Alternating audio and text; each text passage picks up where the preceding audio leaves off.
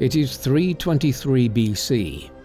Alexander the Great, who has, over the last decade, carved out one of the largest empires in human history, is dead. With no mature heir, wars soon erupt as Alexander's commanders and relatives fight over his crumbling empire.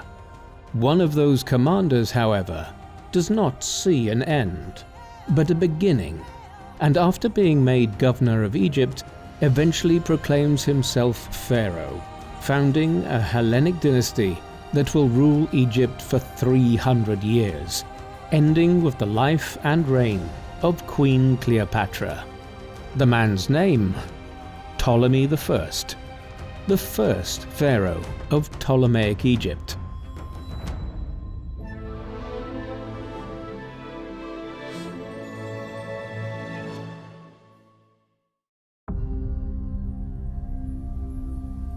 The man known to history as King Ptolemy I Soter of Egypt was most likely born in 367 BC. We have no clear record of his birth, but an ancient source called the Macrobii, traditionally attributed to the 2nd century AD writer Lucian of Samosata, claims that Ptolemy was 84 years old when he died in 283 BC, which would mean that he was born around 367 BC. He was born in the Kingdom of Macedon in northern Greece, which was in the process of emerging as the dominant power in the Greek world at the time of his birth. Ptolemy's father was most likely a Macedonian named Lagus, who came from an undistinguished family in the region of Aeodia in western Macedonia. Despite his humble birth, Lagus married Arsinoe, a Macedonian noblewoman who was related to the royal family, the Argead dynasty, which claimed descent from the legendary hero Heracles. There is another theory concerning Ptolemy's parentage though.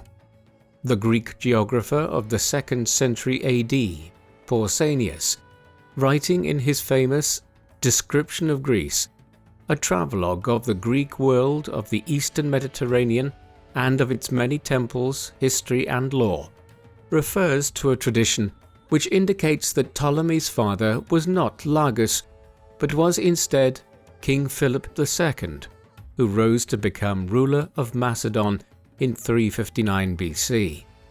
According to this tradition, Arsinoe, Ptolemy's mother, was one of Philip's courtesans and was already pregnant by the time she married Lagus, with Philip's child. However, the claim that Ptolemy was Philip II's illegitimate son, and therefore Alexander the Great's half-brother, was probably invented by Ptolemy much later in his life, when he was trying to establish his claim to succeed Alexander after the latter's premature death. Had Ptolemy really been Alexander's half-brother, the latter would almost certainly have considered him a dynastic rival and a threat to his position. Alexander might well have had him murdered, rather than promoting him to become one of Macedon's most powerful generals, as we will see he did. Instead, Ptolemy became one of Alexander's friends and advisors. Ptolemy is known to have had a brother named Menelaus, who served as a general in Cyprus and later as a priest to the cult of Alexander in Alexandria. But no other siblings are mentioned in the historical records. At the time of Ptolemy's birth, the Kingdom of Macedon was emerging as one of the major powers of the Greek world. The ruling Argead dynasty had held dominion over large parts of what is now northern Greece and North Macedonia going back to the early 7th century BC. But the Macedonians were viewed as a rustic, semi-barbarous people by the more civilized Greeks of the city-states of the Aegean Sea and the Peloponnese. They fought differently too, often relying on cavalry divisions in their wars, unlike the infantry hoplite soldiers of the Greek polis.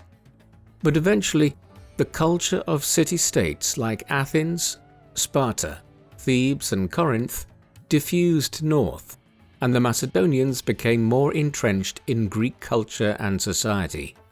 What was more, the rich Greek city-states to the south of Macedon were now ripe for conquest. In 404 BC, Sparta had finally triumphed over Athens in the Peloponnesian War, a power struggle for hegemony over the Greek world that lasted 27 years and exhausted all sides. Spartan dominance over the Greek city-states came to an end in 371 BC, when their armies were defeated by the Boeotian League led by Thebes at the Battle of Leuctra. When King Philip II became ruler of Macedon in 359 BC, he was determined to establish Macedon as the new great power of the Greek world. He built a fearsome war machine by establishing a professional army and adopting new tactics. He developed the formidable Macedonian phalanx, consisting of rows of men armed with a shield and a long spear, known as the sarissa, giving them a range advantage in close quarters combat. Philip also established the elite companion cavalry, a unit made up of high-ranking nobles and close friends of the king, which often proved the decisive factor on the battlefield. After establishing his authority over the tribes of the southern Balkans, such as the Thracians, through military aggression and diplomacy, Philip turned his attentions southwards and, in a series of wars such as the Olynthian War and the Fourth Sacred War, replaced Thebes and the Boeotian League as the dominant power in central Greece and the Peloponnese. This was the political and military backdrop against which Ptolemy grew up. Like other Macedonian boys, he would have learned how to ride and hunt. He would also have learned to read and write in Greek. It is probable that in 353 BC, when he was 14 years old, Ptolemy was sent to become a royal page at King Philip II's court at Pella, the capital of the Kingdom of Macedon. It was certainly not as cultivated a place as Athens or Corinth. The Macedonians were known for their heavy drinking and tough upbringing, and many of their customs and traditions appalled the rest of the Greek world, particularly that of polygamy, as Macedonian kings married multiple wives to strengthen alliances at home and abroad. Although the Macedonians spoke Greek, they were called barbarians, perhaps because their accent was difficult to understand for Greeks who lived further south. Here, Ptolemy would have continued his training in the military arts, and by the time of his late teens, may have served in the army during Philip's campaigns of conquest, though this is not explicitly stated. Over time, Ptolemy became a close companion of Philip's son Alexander, who was born in 356 BC and who would have been only 3 years old when Ptolemy first arrived in Pella. Around 343 BC, Philip hired the famous philosopher Aristotle, the great intellectual successor to Plato, at Athens, to come to Pella and tutor the teenage Alexander. Ptolemy would have been in his mid-20s at this time, and while there is no record of him studying with Aristotle alongside the Macedonian prince, learning and scholarship would be a key part of Ptolemy's legacy as king of Egypt. Aristotle's arrival to Pella also points towards the manner in which Macedon was becoming the center of a more cosmopolitan kingdom at this time. It is worth briefly pausing here to assess exactly how we know anything at all about Ptolemy and where the gaps in our knowledge lie. The foremost primary source for the first half of his life, down to the time of the death of Alexander the Great, when Ptolemy was in his early to mid-40s, is the Anabasis of Alexander, a lengthy account of the conquest of the Persian Empire by Alexander the Great and his campaign into Central Asia and India, written by Arrian of Nicomedia, a Greek historian of the 2nd century AD. An anabasis is an ancient Greek name for a lengthy campaign or expedition. Ptolemy necessarily features in the work. In fact, Arrian used Ptolemy's writings as some of his own source material. In his later life, Ptolemy became a historian himself, though unfortunately, virtually everything he wrote has been lost, with only fragments of his texts surviving second-hand in the writings of later scholars like Arrian. A contemporary of Arrian in the Eastern Mediterranean, the historical biographer Plutarch wrote a life of Demetrius, one of Ptolemy's rivals for power in the decades following the death of Alexander and the fragmentation of his empire. Ptolemy appears regularly in this biography of Demetrius. Closer to Ptolemy's own time, Polybius and Diodorus Siculus, two Greek historians of the 2nd and 1st centuries BC respectively, both composed universal histories of the world, in which the conquests of Alexander and the wars fought by the rulers of the Hellenistic kingdoms which followed therefrom are discussed. Again, Ptolemy and his family are discussed therein. Numerous other ancient texts shed light on his reign in Egypt and events there, some almost incidentally so. For instance, the 2nd century BC letter of Aristeas to Philocrates provides one of the most informative accounts of how Alexandria, the capital of Ptolemy's kingdom in Egypt, emerged as a great center of learning in the 3rd century BC. Finally, as with any ruler who reigned for the better part of 40 years in ancient times, there are many inscriptions on temples and civic buildings and other archaeological sources which can shed light on Ptolemy's reign. Still, it is a great pity that Ptolemy's own histories, like so many other works from the ancient world, have not survived.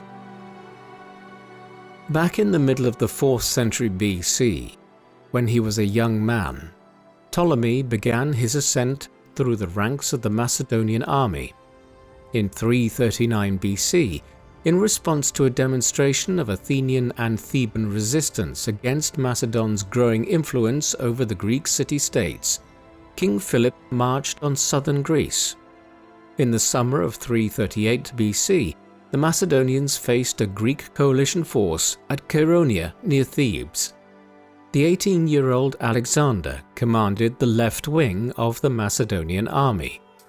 Ptolemy may have been one of the officers at his side. During the battle, Alexander led the breakthrough against the Sacred Band, a 300-man elite Theban infantry unit. The following year, Philip summoned the Greek states to Corinth and forced them to swear oaths to each other and him, establishing himself as the hegemon of the Greek world. Ptolemy was around 30 years old by then and was a trusted courtier to both Philip and Alexander. However, in 337 BC, he temporarily lost his court position. At that time, Alexander planned to marry the daughter of Pixodorus, the satrap or governor of Caria in what is now southwestern Turkey. Ptolemy was among 5 of Alexander's advisors who supported the offer against the king's wishes. A furious King Philip responded by banishing those involved from Pella. It is unclear where Ptolemy and his comrades went, but they may have been back in the capital by the time Philip was assassinated by one of his bodyguards in October 336 BC. The circumstances of Philip's death were murky, and it may have been the result of a palace coup. Following his father's untimely death, 20-year-old Alexander became King Alexander III of Macedon. His military exploits would soon earn him the epitaph Alexander the Great. The young king almost immediately faced a revolt from the southern Greeks, but he quickly defeated these opponents and re-established the League of Corinth. In 335 BC, while consolidating his power at home by purging potential rivals, Alexander led campaigns against the Triballi and the Illyrians to the north and west of Macedonia. Ptolemy is likely to have accompanied Alexander during these campaigns, since he described them in his histories and portions thereof ended up in Arrian's Anabasis. While Alexander was fighting the Illyrians, he received news that Thebes had once again revolted. He thus marched south with a force of 30,000 infantry and 3,000 cavalry. According to Ptolemy's account, again transmitted via Arrian, the Macedonians took the city with heavy casualties after the general Perdiccas, who commanded the vanguard, attacked without awaiting orders from Alexander. Diodorus Siculus does not mention Perdiccas launching his attack prematurely in his account, and it is likely that Ptolemy was seeking to denigrate Perdiccas, who was later one of his major rivals in the bloody civil wars that ensued following the death of Alexander. After capturing Thebes, Alexander brutally ordered the city to be razed to the ground. It would not be rebuilt for another 2 decades.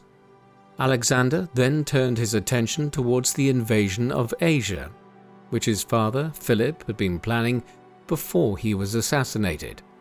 After leaving Greece in the hands of a loyal veteran general named Antipater, in the spring of 334 BC, Alexander led an army of at least 35,000 infantry and cavalry and sailed across the Bosporus to Asia. He then united his forces with 10,000 men under the Macedonian general Parmenion, who had been in Asia Minor since 336 BC, preparing the Macedonian forces there for the coming campaign. Ptolemy served with the infantry in Alexander's army, but his precise rank and role is unclear. Alexander, Ptolemy, and the Macedonian king's other close companions were now setting off to conquer the Persian Empire. Asia Minor, the ancient name for what we know as Turkey today, had been ruled since the middle of the 6th century BC by the Persian or Achaemenid Empire, a vast realm ruled by the Persians, a group who had emerged out of Iran or Persia in the 550s BC and rapidly conquered most of the known world. Their empire extended across the modern-day nations and regions of Iran, Iraq, Turkey, the Levant, Egypt, parts of northern Arabia, the Caucasus, and even into parts of Central Asia in Afghanistan and Pakistan, an area then known as Bactria. The Persians had even tried to conquer mainland Greece, but were famously repulsed during 2 invasion attempts in the early 5th century BC. Now, after 2 centuries of rivalry between the Greeks and the Persians, Macedon had emerged as a power that had united the Greek city-states, making them a power to rival Persia. Alexander consequently embarked in 334 BC on a campaign, or anabasis as Arrian would call it, to conquer Persia, an idea his father had contemplated before his premature death. This would involve clashes with local satraps or governors, minor kings who ruled the provinces of the Persian Empire on behalf of Darius III, the Persian king of kings, who had just succeeded to the throne far away in the Persian capitals, Susa and Persepolis in southern Iran. After crossing the Bosporus, Alexander's army was confronted by an army raised by the local Persian satrap Arcetes at the river Granicus. The Macedonian phalanxes easily overwhelmed the lightly armed Persians, and the Macedonians and Greeks won the first major victory of the campaign that would take Alexander, Ptolemy, and many others to the edge of the known world. Alexander's initial successes alarmed King Darius III, who began to raise a large army in Mesopotamia, modern-day Iraq, to meet the Macedonian threat. As the Persian king marched north to confront Alexander, the two sides clashed at Issus in southern Turkey in November 333 BC. While Alexander's army was around 40,000 strong, ancient sources suggest that the Persians had up to 500,000 men, though modern estimates hold that the figure was more plausibly closer to 100,000 men. Again, while Ptolemy left a detailed description of the ensuing battle and would have been a participant, there is no information about where he was deployed or whether he had any men under his command. Knowing he could not engage the enemy in a conventional pitched battle, Alexander led his cavalry straight to Darius's position behind the Persian center. Although the Macedonian infantry came under heavy pressure from the Persians, Alexander did not allow himself to be distracted from his objective and continued his charge towards Darius. As the Macedonian cavalrymen cut their way through his bodyguard, Darius panicked and fled from the field. As Alexander had anticipated, the sight of their king fleeing caused the Persians to lose heart. With the Persian infantry and cavalry retreating in disorder, the Macedonians advanced and slaughtered many fleeing enemies. Although Darius had escaped, Alexander managed to capture a substantial number of the royal entourage, including Darius's mother, wife, and 2 daughters. Alexander demonstrated his magnanimity towards his royal captives and promised to protect them in Darius's absence. After marching south into Syria, Alexander's next target was to neutralize the Persian fleet, anchored at the port city of Tyre. The city was located on an island around half a mile offshore, a natural defensive point. In order to besiege it, Alexander ordered the construction of a causeway to enable his men to attack from land. The Tyrians managed to hold out for 6 months until the summer of 332 BC, but Alexander eventually captured the city by attacking on both land and sea. Alexander continued down the Mediterranean coast and captured Gaza after a brutal 2-month siege. His next target was Egypt, then a province of the Persian Empire governed by the satrap Mazaches. Although the Persians had ruled Egypt for almost 2 centuries, Persian rule remained unpopular, and Mazaches knew he could not resist and duly surrendered to Alexander at the ancient capital of Memphis, to the south of present-day Cairo. Alexander was careful not to make Mazaches' mistake and treated Egyptian customs and religion with respect. Alexander gained popularity by restoring old Egyptian temples, and although he was not formally crowned pharaoh, he made sacrifices to Egyptian gods and assumed the titles and responsibilities associated with kingship in Egypt. Alexander was determined to make a visit to the Oracle of Amun-Ra in the Siwa oasis, situated hundreds of miles to the west, near the border between modern-day Libya and Egypt. As Amun-Ra was the creator god of the Egyptian pantheon, the Greeks associated him with Zeus, their most important deity, and called him Zeus Ammon. Ptolemy was among the group of companions whom Alexander chose to accompany him on his journey from Memphis to the Siwa oasis. The party took a circuitous route via the Nile Delta and the northern coast of Egypt, where the king founded a city named Alexandria. After marching west to the vicinity of what is now El Alamein, they turned south and made for the oracle. After consulting the priest, Alexander announced to his companions that he was the son of Zeus Ammon. All of this was Ptolemy's first experience of the land he and his family would come to rule for a period of nearly 3 centuries.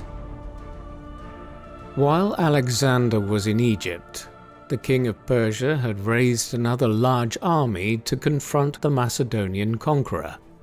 when the two armies met at the Battle of Gaugamela in what is now northern Iraq on the 1st of October 331 BC. Alexander was once again heavily outnumbered and employed similar tactics as at Issus. On this occasion, he ordered his right flank to fall back, enticing the Persian cavalry commander Bessus to launch a premature attack.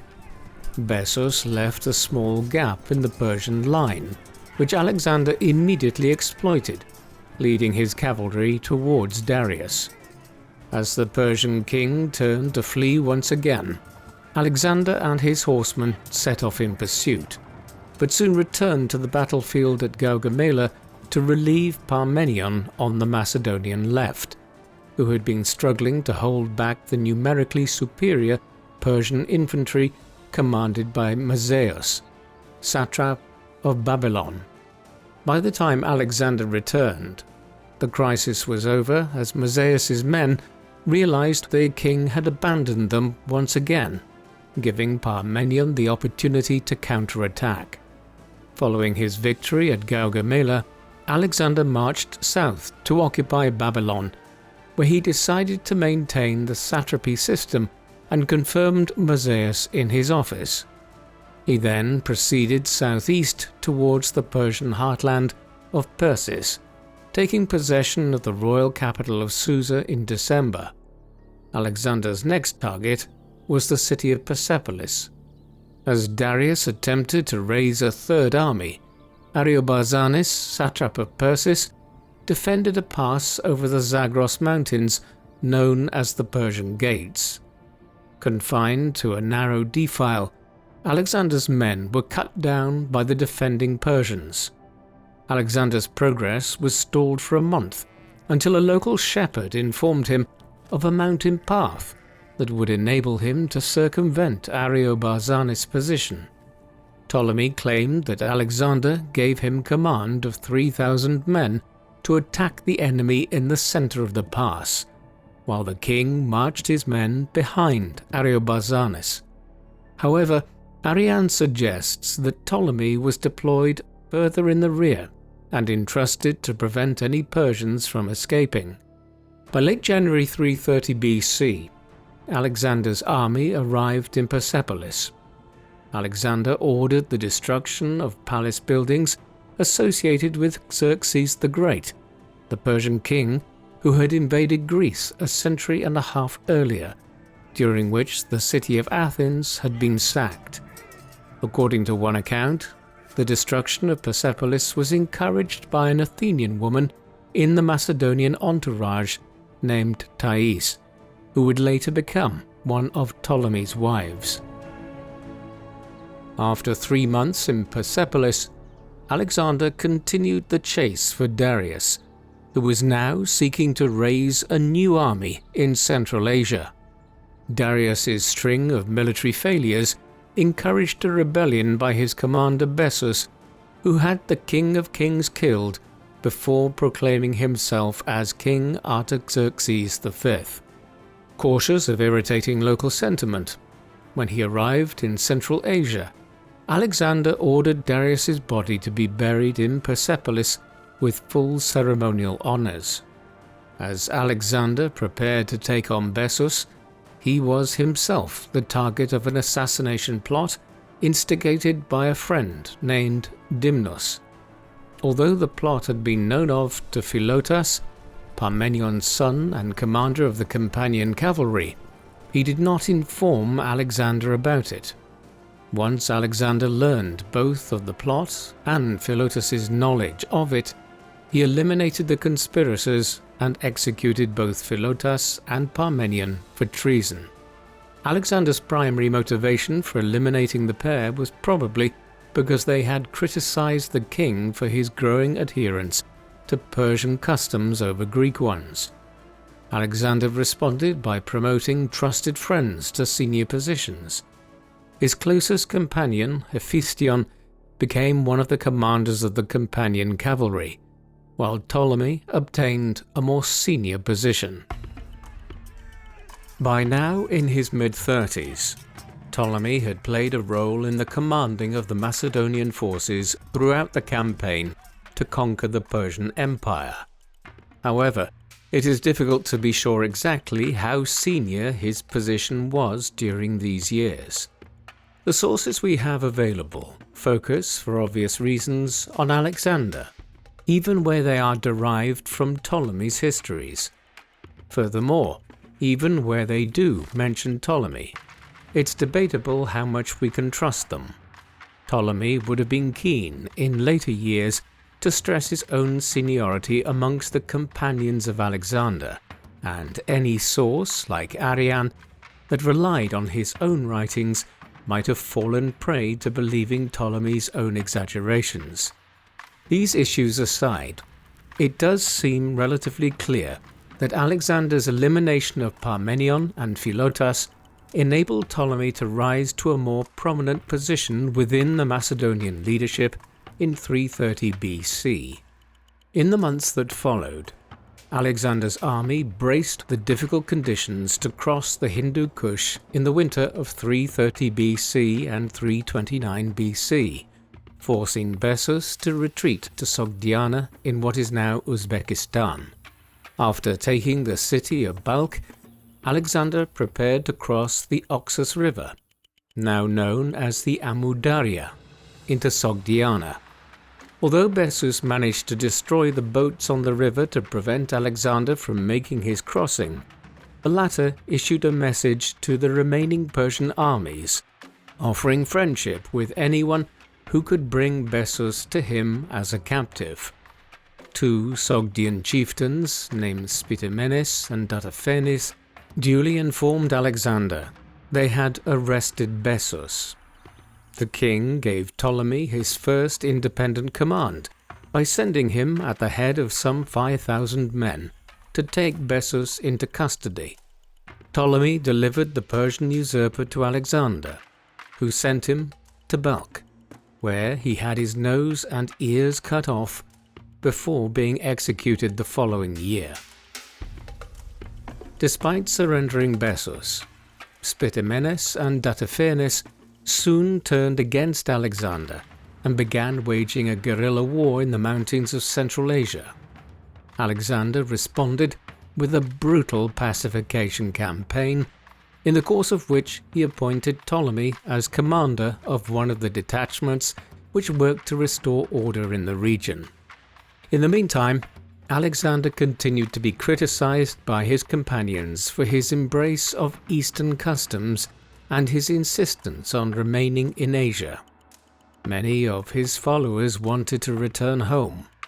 They had marched east to conquer the Persian Empire, but now, having done so, their king seemed to be intent on wandering even further east to lands few Greeks or Macedonians had ever heard of, let alone visited.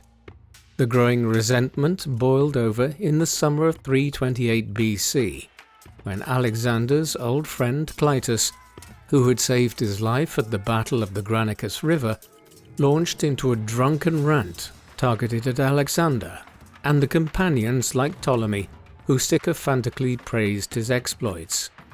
As the furious Alexander rushed up to Clytus, Ptolemy intervened and dragged the latter out of the room.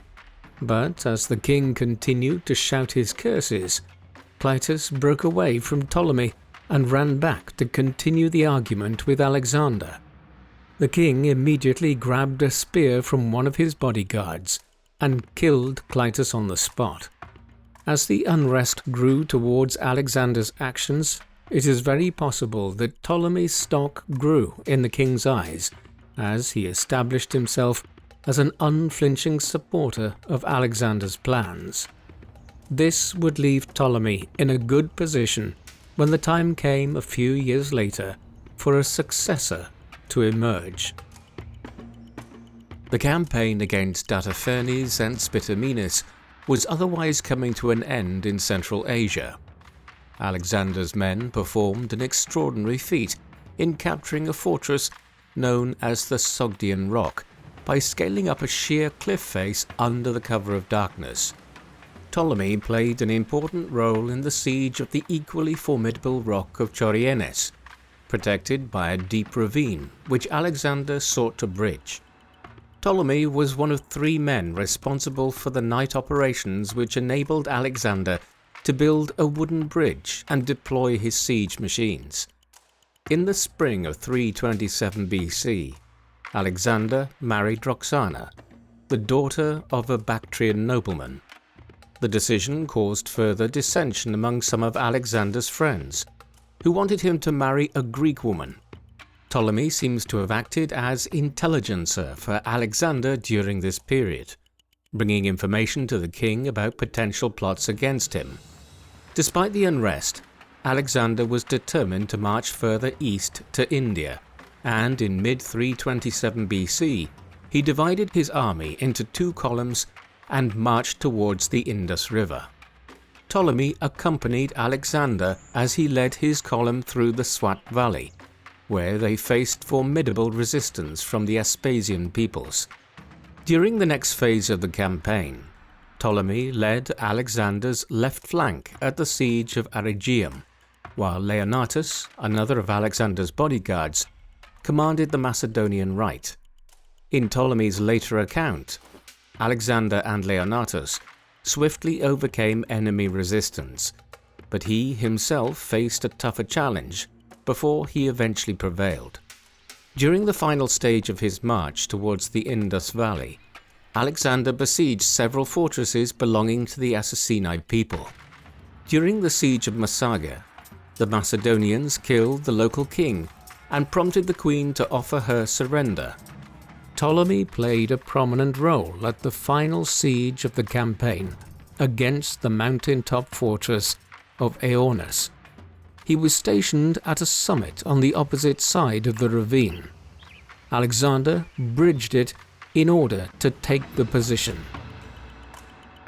Alexander quickly moved on towards the Hydaspes River to do battle with Porus, a neighboring Indian prince who resisted Alexander's rule.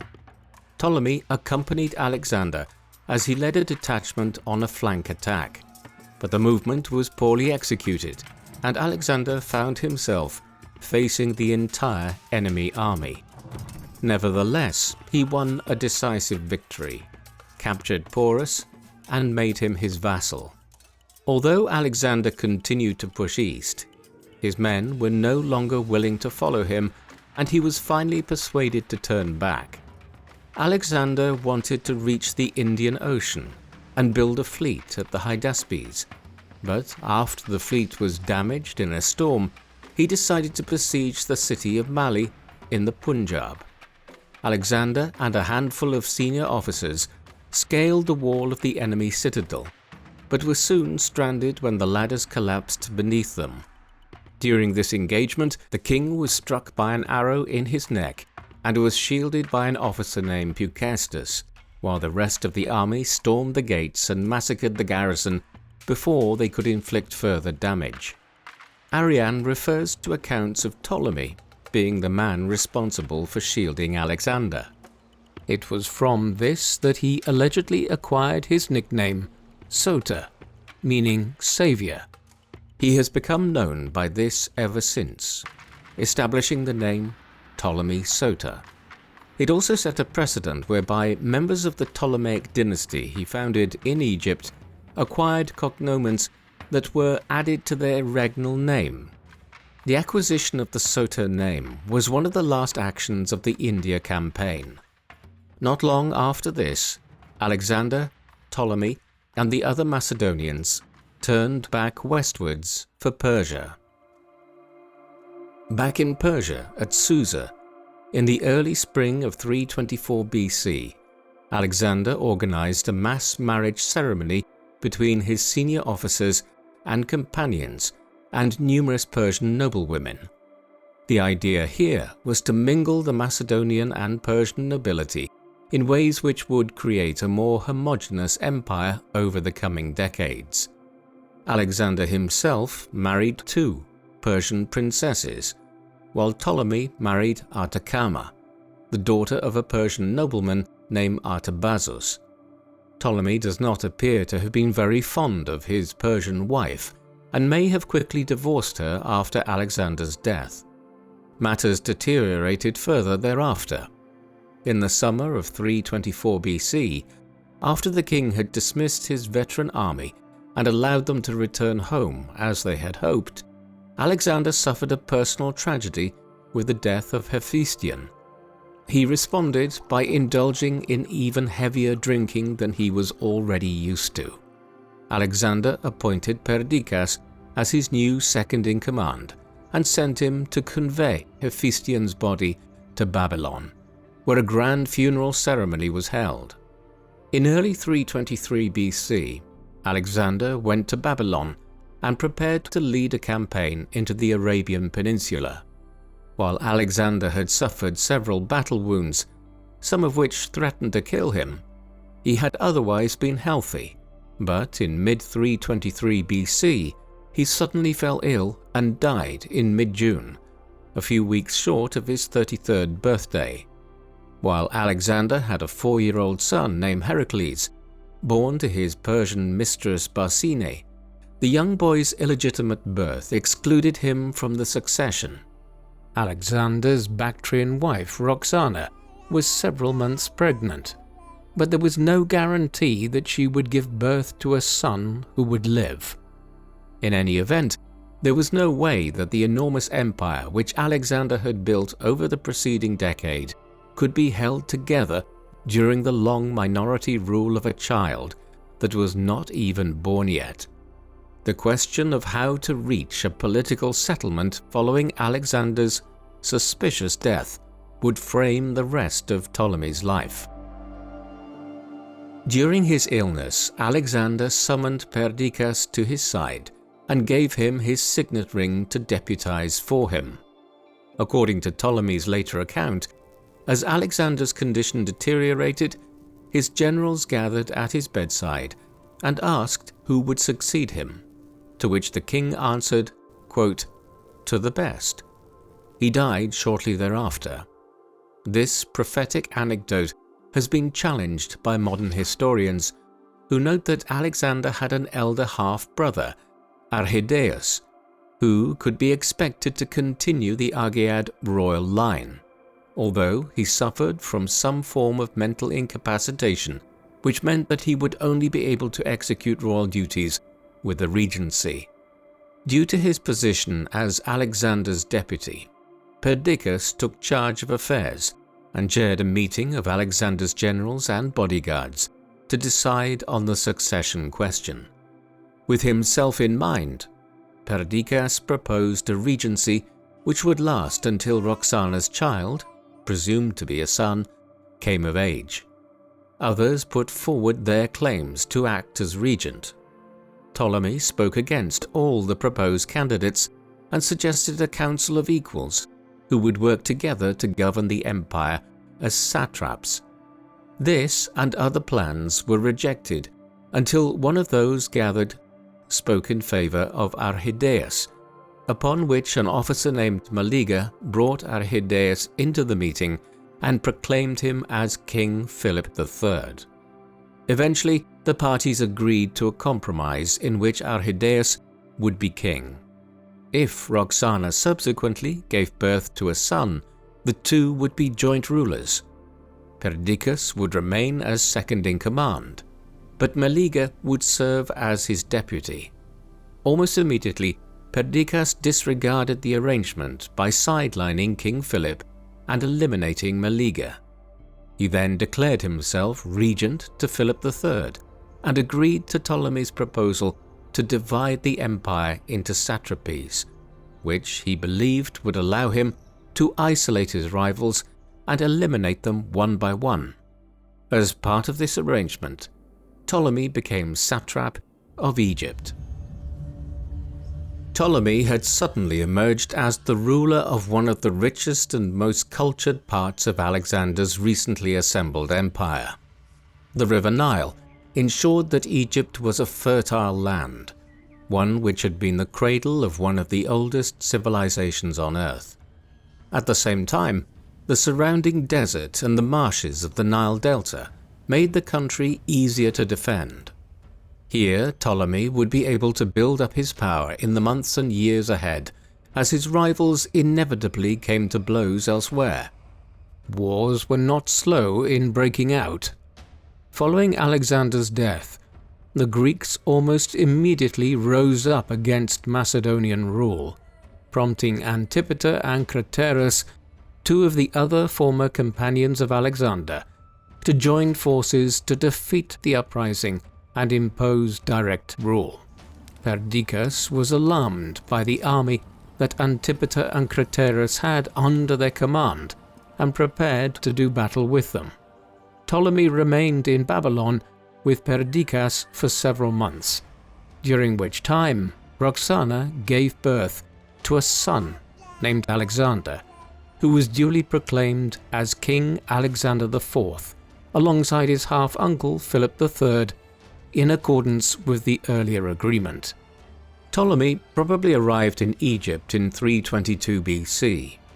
As ruler of Egypt, Ptolemy followed Alexander's example and promoted the traditional religion of the country. Ptolemy initially governed Egypt from Memphis, but would later relocate to Alexandria, which was still under construction at the start of his reign. To strengthen his position on the Mediterranean coast, he formed an alliance with the people of the island of Cyprus, and also took advantage of a political dispute in Cyrenaica, in what is now Libya, to bring that region under Egyptian control.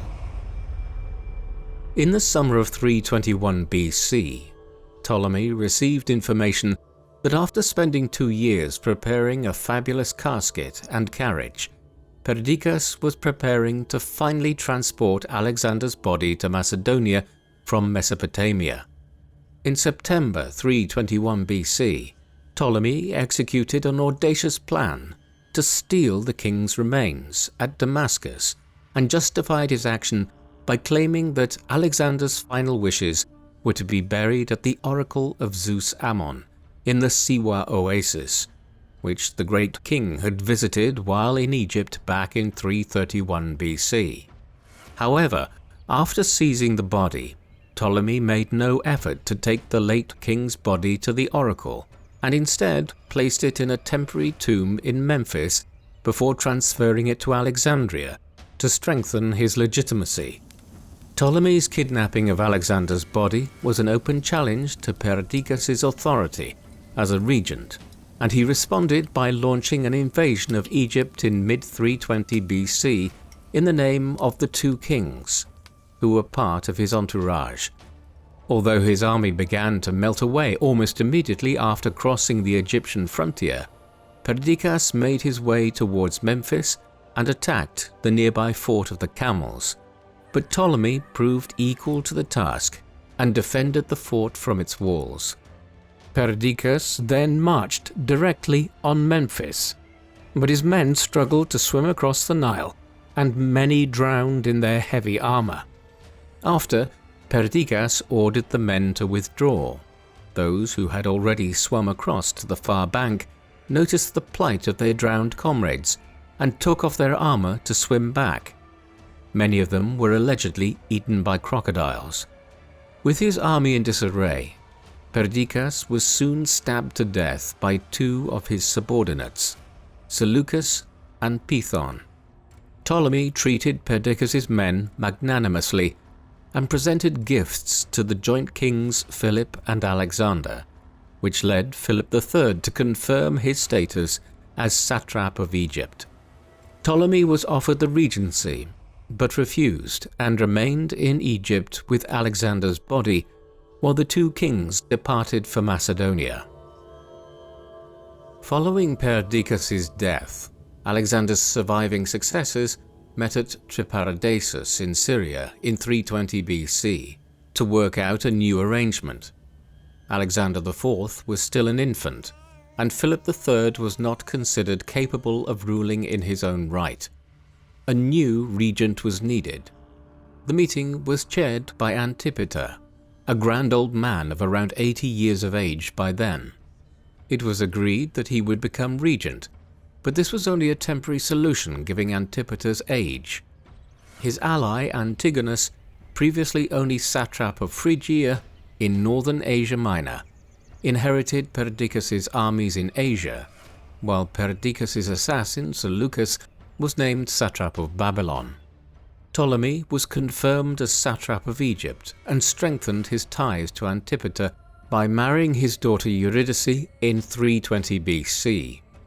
3 years later, Ptolemy would also marry her niece, Berenice, as he firmly adopted the polygamy that Alexander had promoted. Ptolemy seems to have had at least 4 wives at various times. The following year, the elderly Antipater died. His son, Cassander, would eventually emerge as his successor, as regent in Greece and Macedon, who soon seized Olympias, Alexander the Great's mother, and executed her. He also placed the infant king Alexander IV and Roxana under house arrest, while publicly presenting himself as their protector. Philip III was also killed during these events. Thus, in the early 310s BC, the former companions of Alexander and other figures like Cassander and Seleucus, who had not really known the Macedonian king, but who were now emerging as powerful figures in the civil war, dispensed with the pretense that they were trying to govern Alexander's empire as custodians of it until his son came of age to succeed him. They were clearly all trying to acquire their own slice of the empire to rule themselves. The civil wars which began during this time are known as the Wars of the Diadochi, Diadochi meaning successors in ancient Greek. These wars would last for 4 decades, the entirety of the rest of Ptolemy's life. In the years that followed, Antigonus took control of Mesopotamia and Syria and adjoining lands, forcing Seleucus to flee to Ptolemy for protection, warning him that Antigonus planned to become sole ruler of Alexander's empire and was planning an invasion of Egypt. In response, Ptolemy formed an alliance with Cassander and Lysimachus, satrap of Thrace, in 315 BC, and demanded that Seleucus be reinstated in Mesopotamia. It was probably at this time that Ptolemy moved his capital from Memphis to Alexandria, which was more strategically located in northern Egypt. While Antigonus attempted to use diplomatic means to undermine Ptolemy's allies in Cyprus, in 313 BC, an Egyptian fleet led by Seleucus defeated Antigonus's fleet and gained control of the whole island. In late 312 BC, Ptolemy fought a battle against Antigonus's forces near Gaza, during which Ptolemy effectively neutralized the enemy's war elephants by attacking them from below with javelins, adopting a tactic Alexander had used against Indian war elephants at the Battle of the Hydaspes. The victorious Ptolemy captured 8,000 enemy troops and soon retook Gaza. These gains were short-lived, as Antigonus prepared to join forces with his son to take their revenge on Ptolemy. Rather than risk a battle, Ptolemy retreated back to Egypt. By 311 BC, with all the combatants exhausted, Seleucus was able to retake Babylon and declare himself General of Asia in opposition to Antigonus. Following a new round of peace negotiations, Antigonus lost much of his territory. A temporary ceasefire obtained thereafter. As none of the Diadochi wanted to give up their lands, there were no complaints when Cassander arranged for Alexander IV and his mother Roxana to be poisoned in 310 BC. With Alexander IV's death, the Argead dynasty, which had ruled Macedonia for over 3 centuries, was extinguished. The Diadochi, like Ptolemy, were now free to give up the pretense that they were merely ruling their territories as satraps that would one day hand over power to Alexander IV when he came of age. With this, we can consider that Ptolemy had emerged fully as King Ptolemy I of Egypt. His regnal name is usually given as King Ptolemy I Soter, using the cognomen he had acquired years earlier for saving the life of Alexander the Great. everyone understood that the peace agreement of 311 BC was merely a temporary lull, as all parties prepared for the renewal of conflict. Ptolemy was secure in Egypt, and he promoted his cause as Alexander's successor by placing Alexander's remains at the center of his new capital of Alexandria. After its foundation by Alexander in April 331 BC, the city was being built according to the designs of the architect Dinocrates of Rhodes, who connected the new city to the nearby island of Pharos via a causeway. The early building work was primarily focused on defense and trade. After taking Alexander's body to Alexandria, Ptolemy built a mausoleum known as the Sema and set up a religious cult to honor Alexander as a god. This structure was replaced a century later by a new mausoleum built by Ptolemy IV, which was integrated into the palace complex and served as the royal tomb of the whole Ptolemaic dynasty. Ptolemy would also found the city of Ptolemais near Thebes, which served as his capital of southern Upper Egypt. Together with Alexandria and the nearby trading port of Naucratis, Ptolemais was one of 3 cities in Egypt which enjoyed the status of a Greek city-state and had its own elected officials. While Alexander the Great had ordered the building of dozens of cities called Alexandria while he was undertaking his campaigns, the Alexandria he founded in northern Egypt would grow to become the most preeminent of these urban centers under the patronage of the Ptolemaic dynasty. While he would build Alexandria into one of the greatest cities of the ancient world, Ptolemy's ambitions extended far beyond Egypt. In 310 BC, after a period of consolidation, during which he solidified his control over Egypt and Cyrenaica and strengthened his armies, he resumed hostilities in the wars of the Diadochi. He sent his forces against Antigonus, though with mixed success. The following year, in 309 BC, Ptolemy personally led an army to occupy the western coast of Asia Minor, and the following year he was challenging Cassander in Greece, seeking not only to bring the League of Corinth under his control, but to conquer his native Macedonia. At around this time, Ptolemy circulated a document he claimed to be Alexander's will, which stipulated that his full sister Cleopatra should marry Ptolemy. Cleopatra accepted the proposal, but was soon put to death by Antigonus before she could do so. It has been speculated that it was only after learning of Cleopatra's demise that Ptolemy came up with the idea of claiming that he was a son of King Philip II of Macedon and thus a half-brother of the deceased Alexander. Moreover, his decision to launch a campaign against Cassander in Greece and Macedon indicates that he aspired to unite all of Alexander's former empire under his rule. Despite these claims, though, Ptolemy found little support among the Greeks and returned to Egypt, though he remained in partial control of the key city of Corinth and had strengthened his dominance of the eastern Mediterranean.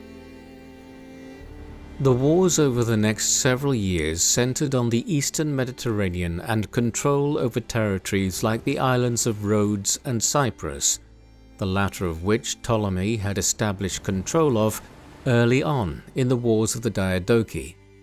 For instance, Antigonus sent his son Demetrius to try and take control of Athens in 307 BC, and then later to attack Cyprus. The latter expedition proved successful, and Ptolemy temporarily lost control of the island. Fresh from his success, in 306 BC, both Antigonus and Demetrius assumed the title of king. The likes of Ptolemy and Cassander had also been de facto kings, and soon followed suit and began circulating coins with their likenesses. Despite his defeat at sea off Cyprus, Ptolemy rallied and set up his camp at Pelusium. near present-day Port Said, where he awaited a large invasion force of more than 80,000 men under the joint command of Antigonus and Demetrius. A combination of poor weather and Ptolemy's tactic of encouraging enemy troops to defect by offering them bribes forced Antigonus and Demetrius to turn back. It is possible that it was at this time that Ptolemy began formally using the epithet of Soter that he had acquired years earlier, though it is more likely that Ptolemy began using this name officially in 304 BC, after he helped to defend Rhodes from invasion by Demetrius, following which the thankful Rhodians set up a religious cult in Ptolemy's honor. After his failure to take Rhodes, Demetrius strengthened his position in Greece at the expense of Cassander. Ptolemy, Lysimachus, and Seleucus renewed their alliance with Cassander and attacked Antigonus in Asia Minor, forcing Antigonus to recall his son from Greece, while Ptolemy recaptured Syria and Phoenicia. In 301 BC, Lysimachus led a coalition army to victory against Antigonus and Demetrius at the Phrygian town of Ipsus, during which Antigonus was killed. Ptolemy, Lysimachus, and Seleucus, who by then were the only three survivors among Alexander's original successors, amongst whom Seleucus had only ever had a tenuous link to the dead king, proceeded to divide Antigonus's vast domain among themselves. Lysimachus received the western half of Asia Minor. Seleucus took over the remainder of Antigonus's territory, extending all the way to Central Asia. Ptolemy's gains in Syria and the Levant were relatively modest, and his relations with Seleucus were strained by a dispute over possession of Phoenicia, in particular the wealthy cities of Tyre and Sidon. During the ensuing diplomatic reshuffle of the early 290s BC, Ptolemy established marriage ties to Lysimachus, while Seleucus reached out to Demetrius. Not long afterwards, Seleucus and Demetrius unexpectedly sought a reconciliation with Ptolemy. As part of the deal, Demetrius sent his ally King Pyrrhus of Epirus to Alexandria as a hostage for his good behavior. Ptolemy and Demetrius were soon at war again following developments in Greece, where Cassander had died in 297 BC.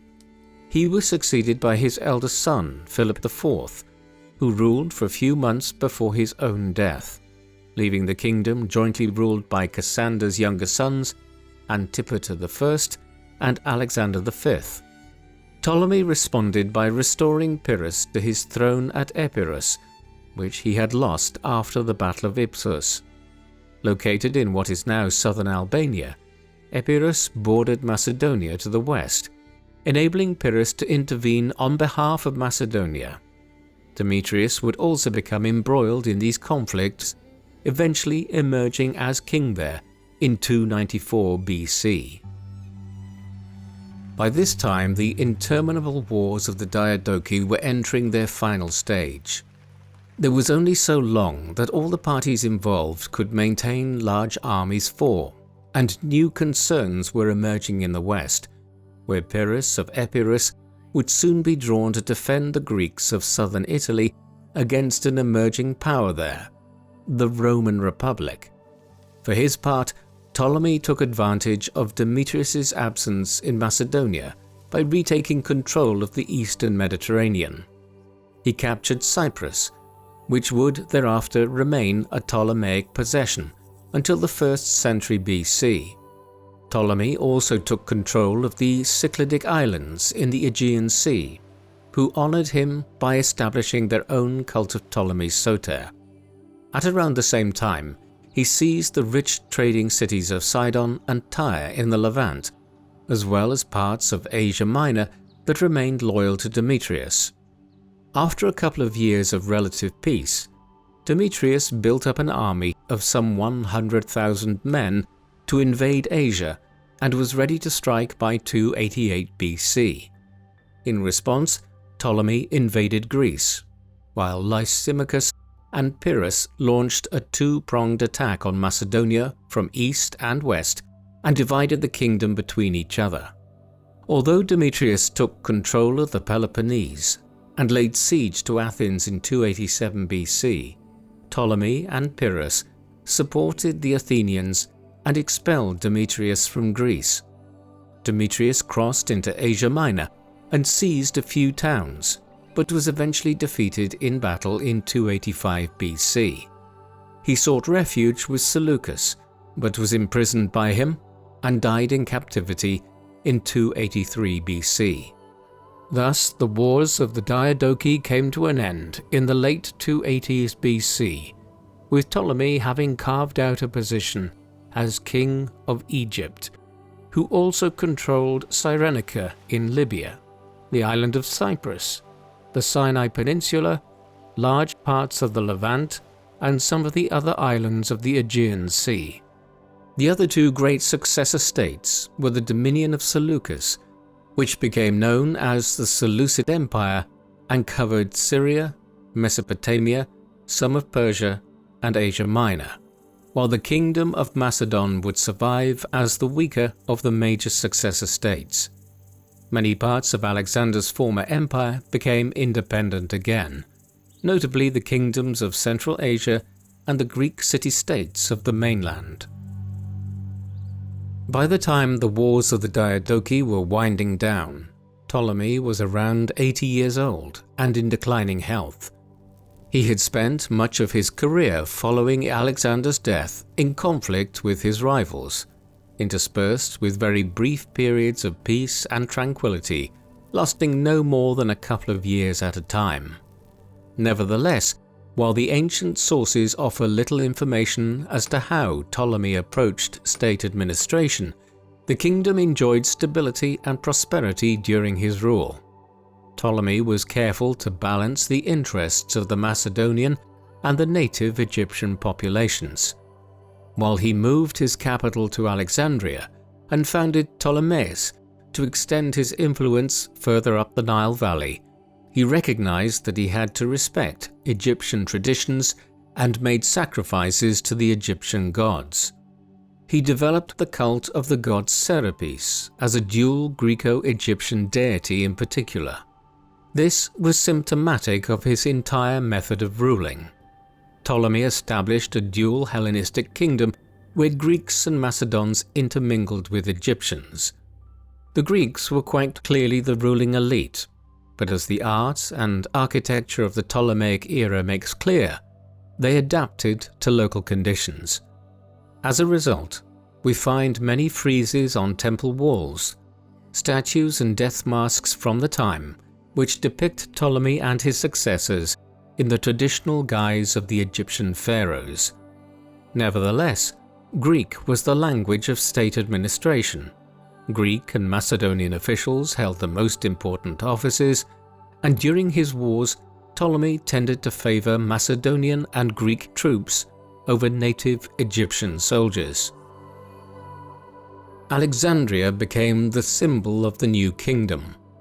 This was a cosmopolitan city, home to large populations of Greeks, Jews, Egyptians, and other groups from Asia, Europe, and Africa. There is a debate as to whether Ptolemy founded the Museum and Library of Alexandria, or if this was his son and successor Ptolemy II, born around 309 BC to Ptolemy and his wife Berenice. The library, which was part of the Museion, a complex of religious and civic buildings in central Alexandria, attracted scholars from all over the Mediterranean world. The basis for them was probably laid down by Ptolemy I in the 290s or 280s BC, though they would come to real fruition under Ptolemy II. While Ptolemy preferred to allow scholars the independence to pursue their own research, he made an exception for the mathematician Euclid, who wrote his seminal Elements, one of the foundational texts in the field of geometry and mathematics, while living in Alexandria around 300 BC under the king's patronage. Construction of the library remained incomplete at the end of Ptolemy's reign, and it was up to his son Ptolemy II to supervise its completion and organize the institution as the repository of all scholarship in the known world. Ptolemy I was also responsible for the construction of the Pharos lighthouse, one of the 7 wonders of the ancient world. The completed structure stood at over 110 meters tall, the tallest man-made structure in the world at the time, with the exception of the pyramids of Giza. Equipped with a reflective mirror at daytime and a burning furnace at night, the light was visible up to 40 miles away, enabling approaching ships to enter the city's harbor safely. In wartime, the structure could also be used to serve as a warning for approaching enemy ships. While Ptolemy was responsible for the design and construction work may have started in 297 BC, it was also unfinished at his death and completed by his successor. Ptolemy was around 84 years old when he died, but as he used 2 different dating systems for his rule, it is unclear whether he died in 283 BC or 282 BC. He was succeeded by his son Ptolemy II Philadelphus, then in his early 20s, whose mother Berenice was Ptolemy's 4th and most influential wife. Ptolemy II may already have been installed as his father's joint ruler in 285 BC, not long after displacing his elder half-brother Ptolemy Coronis, the son of Eurydice, as Ptolemy I's preferred successor. At the time of Ptolemy I's death, his realm was at its greatest extent, though the Wars of the Successors was not yet completely over. Seleucus's death in 281 BC marked the end of the Wars of the Successors, more than 40 years after Alexander's death. In 276 BC, Demetrius' son Antigonus Gonatas, grandson of the first Antigonus, defeated the Gauls and established the Antigonid dynasty, which ruled Macedonia and parts of Greece until its conquest by Rome in 168 BC. The Seleucid Empire lasted until 63 BC, when it too was conquered by the Roman general Pompey the Great, leaving Ptolemaic Egypt as the longest-lived of the successor states to the empire of Alexander the Great. Its demise is well known, with Queen Cleopatra VII becoming the lover of both Julius Caesar and Mark Antony in succession as she sought to manage her kingdom's relationship with the now all-powerful Roman Republic. Her demise in 30 BC, following the civil war between Mark Antony and Octavian, Caesar's successor, ushered in the birth of the Roman Empire. Thus, the Ptolemaic dynasty that Ptolemy founded was bookended on one side by the demise of the short-lived empire of Alexander the Great, and on the other by the birth of the Roman Empire. Ptolemy I Soter began his long life in the remoteness of Western Macedonia and ended it as King of Egypt. His connections with the Macedonian elite through his mother enabled him to become an important player at court and a trusted friend of Alexander the Great. But while he served as Alexander's bodyguard and saw action in most of his battles, it is debatable how senior his position was during Alexander's lifetime. He may have exaggerated how close he was to the king in later years, and his propaganda was then absorbed by writers like Arrian, who used Ptolemy's own histories when writing their accounts of the conquests of Alexander. Ptolemy came to the fore following Alexander's death, firstly by proposing the division of the empire and claiming for himself the satrapy of Egypt, before defying Perdiccas by stealing Alexander's corpse, which he used to assert his claims as the great king's successor. It was probably at this time that he invented the spurious claim to be Alexander's half-brother, in order to galvanize his claim to the throne. He proved to be a successful military leader who orchestrated the demise of Perdiccas and managed to hold his own against figures like Antigonus, Demetrius, and Seleucus for several decades. He established control of the key islands of Cyprus and Rhodes, but was unable to fulfill his ambitions of becoming king of his native Macedon. However, beyond the failure of any one individual such as Ptolemy to win the wars of the Diadochi, Ptolemy's work laid the foundations of a dynastic state in Egypt that lasted almost 3 centuries. Most importantly, it was under his leadership that Alexandria began to emerge as the greatest city in the world for a time, a utopian center of learning in the ancient Mediterranean, and a city which, even after the rise of Rome, remained the intellectual center of the Eastern Mediterranean. What do you think of Ptolemy I Soter? Should he be regarded as an effective military and political leader who left behind a stable and prosperous kingdom in Egypt to his successors, or was this only a partial success in the context of his claims to be the legitimate successor to all of the empire of Alexander the Great?